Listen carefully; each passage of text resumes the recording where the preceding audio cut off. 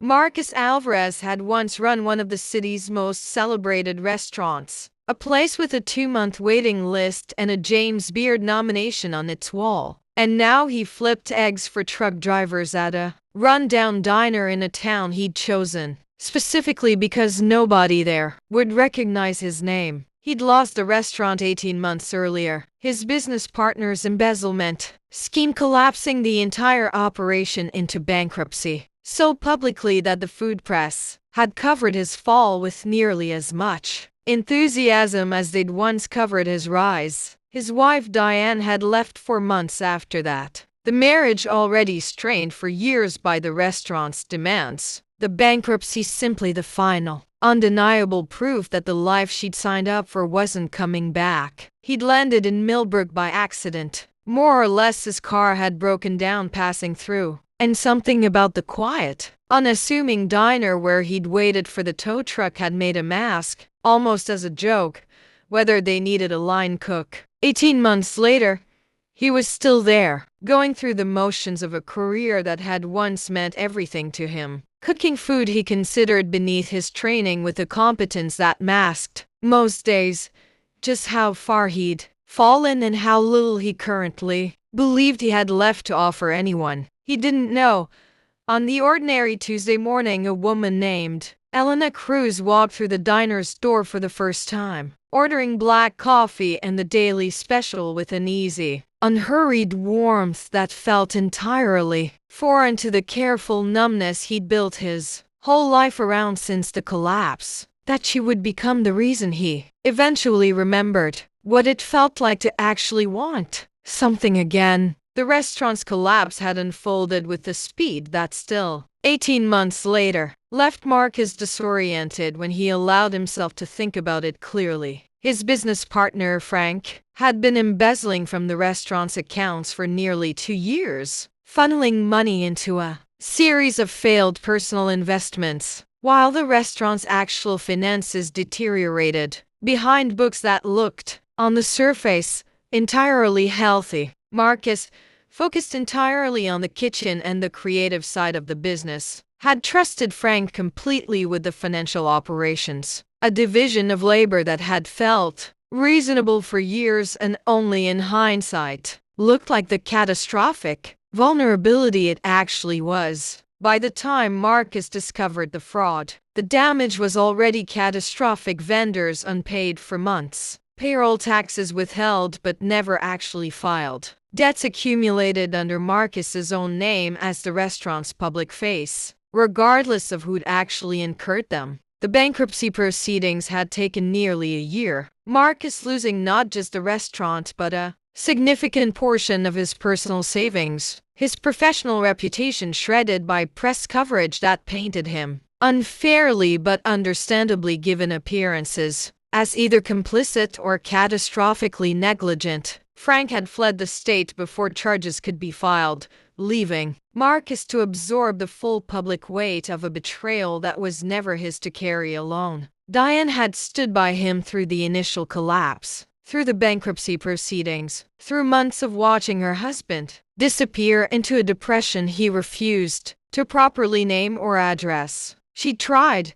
in the early months, to encourage him toward therapy, toward reconnecting with old industry contacts who might help him rebuild, toward anything that suggested forward motion rather than the increasingly hollow routine he'd settled into. Each attempt had been met with a politeness that felt, over time, more exhausting than outright refusal would have been. Marcus agreeing to consider her suggestions and then simply letting them quietly die, unable to summon the energy or belief necessary to actually follow through. But 4 months after the restaurant's official closure, she'd finally told him, with more sadness than anger, that she couldn't keep living with a man who'd stopped trying to rebuild anything, not the restaurant, not his own sense of purpose, not even, by that point, much effort toward the marriage itself. The divorce had been quiet, almost gentle in its finality, which somehow made it worse than if she'd left in anger. She'd simply run out of hope that the man she'd married would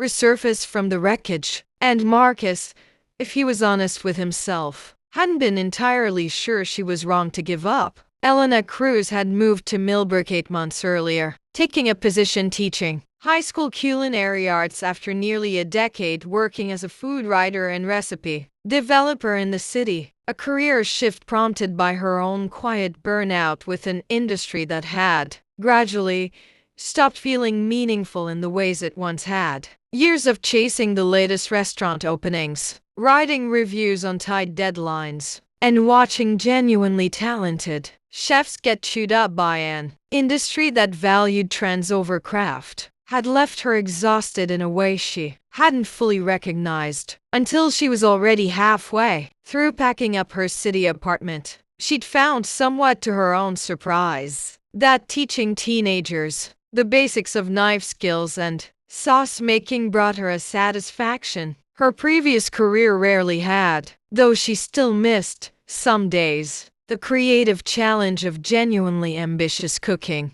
The diner's owner, an older woman named Peggy, who'd hired Marcus that first accidental day without asking many questions, had watched him over the following months with a mixture of concern and quiet patience, noticing the way he sometimes showed up smelling faintly of whiskey from the night before, the way he flinched whenever anyone mentioned restaurants or cooking competitions on the diner's small television. She never pushed him to explain, though she'd occasionally leave him alone in the kitchen a little longer than necessary on rough mornings. A small, unspoken kindness Marcus never quite found the words to thank her for properly. "You're a good cook. Better than this place probably deserves," Peggy told him once, watching him plate a simple lunch, special with more care than the dish strictly required. "Whatever brought you here, I hope you find your way back to wherever you're actually supposed to be eventually. But I'll take you as long as you'll stay." She noticed something in Marcus's cooking almost immediately, recognizing in the diner's unremarkable daily specials a technical precision that had no business showing up in a small town. Diner's basic breakfast fare: eggs, cooked with a restraint and timing that suggested formal training. A hollandaise on the eggs Benedict that was, Elena realized after her first bite, genuinely, surprisingly excellent. She'd spent enough years in professional food circles to recognize real talent when she tasted it, and something about the disconnect between the diner's modest setting and the clear skill on the plate made her curious enough to actually pay attention to the quiet, guarded line cook working the grill. "This hollandaise is better than half the brunch spots I used to review in the city," she told him directly, the second time she visited, watching his reaction carefully. "Where did you train?" "Long time ago. Different life," Marcus said, deflecting with the practiced ease of a man who'd learned to shut down this exact line of questioning quickly. "Glad you like the eggs." Elena,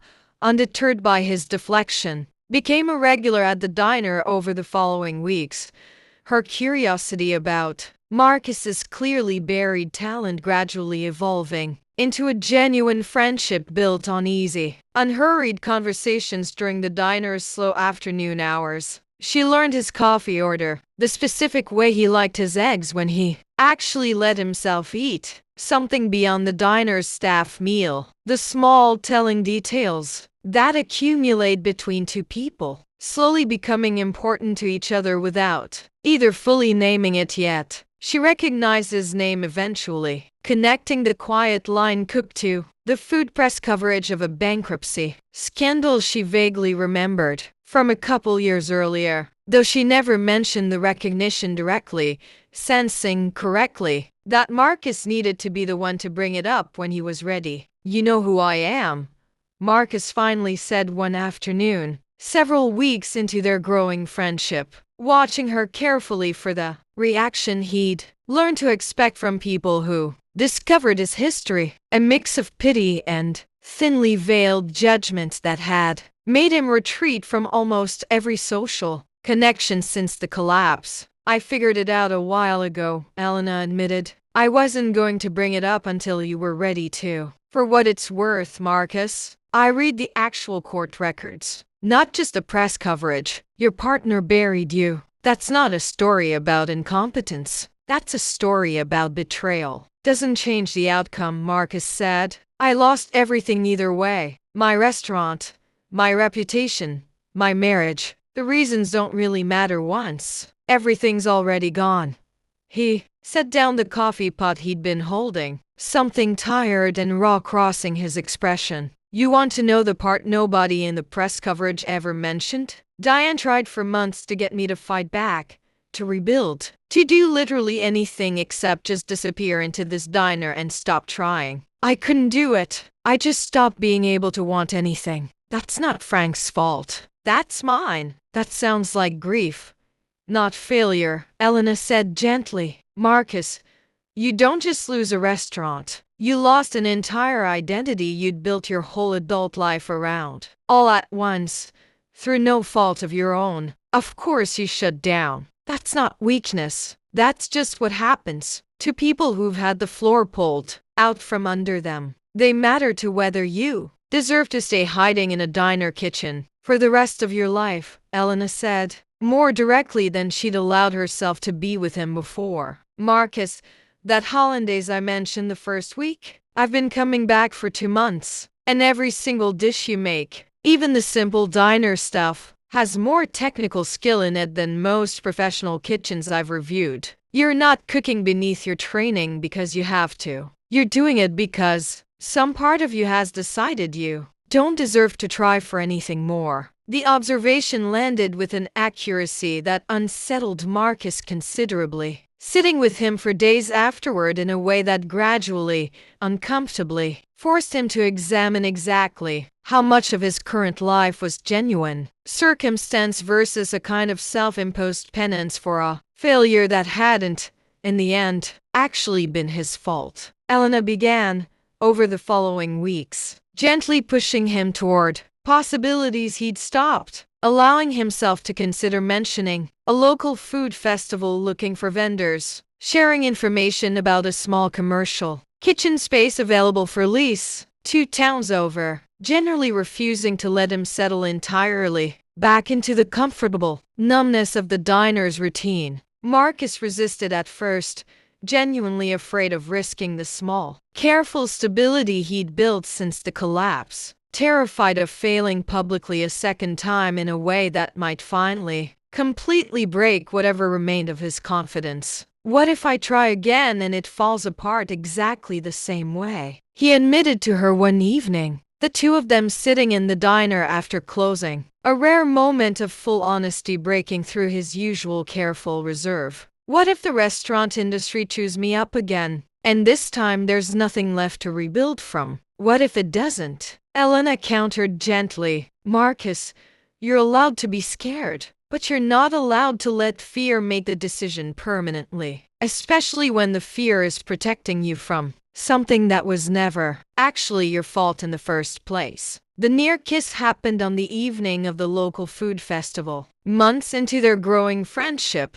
Marcus having finally agreed, at Elena's persistent encouragement, to run a small pop-up stand featuring dishes considerably more ambitious than the diner's usual fare. He'd spent 2 sleepless nights beforehand perfecting a compact menu, a seared scallop dish with a brown butter sauce, a short rib that had taken him back to techniques he hadn't touched in over a year, small precise plates that bore no resemblance to the diner's daily specials. The stand drew a line within the first hour, customers raving about food that clearly belonged to a far more accomplished kitchen than a small town festival typically saw, and Marcus, flush with a validation he hadn't felt in years, found himself pulling Elena into an exuberant, celebratory hug that lingered several seconds longer than the moment strictly required. Both of them suddenly, acutely aware of how close they'd become standing there amid the festival lights. You did that, Elena told him, breathless with genuine excitement. Marcus, look at this line. Look at what you just did with nothing but 2 nights of prep and a folding table. I haven't felt like this in over a year, Marcus admitted, something like wonder in his voice. I forgot what this actually felt like. Then a food critic from a regional magazine, recognizing Marcus from his previous restaurant, approached a stand asking pointed questions about his plans for a comeback. The sudden intrusion of his old professional world, scattering the moment before it could fully develop, though neither of them quite forgot the charge of it afterward. The food festival's success became the turning point Marcus hadn't quite let himself believe. He was ready for the regional magazine running a small feature on his pop-up stand within the week, generating enough interest that the commercial kitchen space Elena had mentioned months earlier suddenly felt like a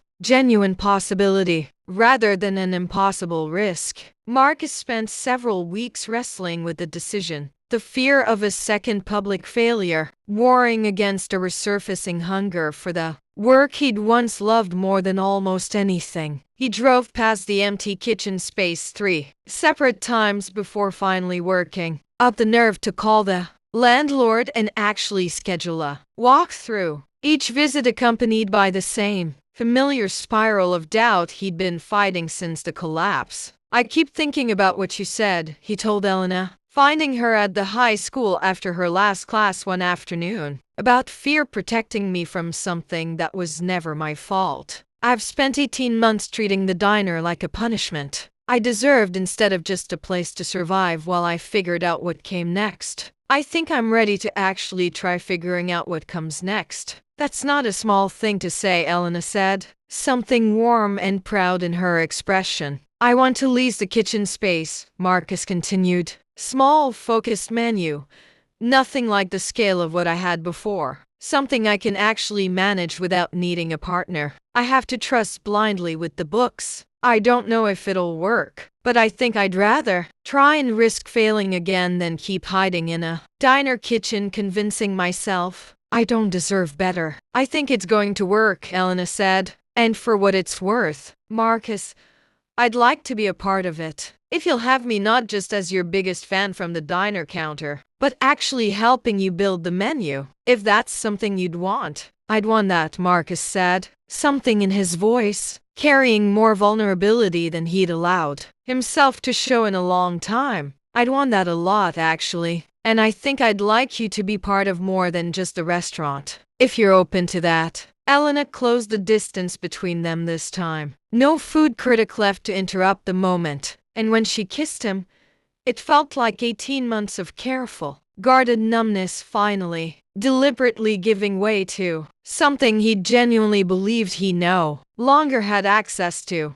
A year later, Marcus's small restaurant, second story, named for the modest space above Millbrook's old hardware store where he'd finally taken the risk of building something new, had become a genuine local success, drawing food enthusiasts from the surrounding towns with a focused, exceptional menu built on exactly the technical skill Elena had recognized hiding behind diner eggs that first week. Peggy attended the restaurant's opening night with unmistakable pride, telling anyone within earshot that she'd known Marcus was destined for something bigger than her diner from the very first plate he'd cooked her, a claim she made so often in the months that followed that Marcus eventually stopped bothering to point out she'd actually said something closer to hoping he'd find his way back to where he belonged. Diane reached out once, a brief, gracious email, after hearing through mutual acquaintances about the restaurant's opening, wishing him well without any lingering bitterness. A small closure that Marcus appreciated more than he expected to. He responded in kind,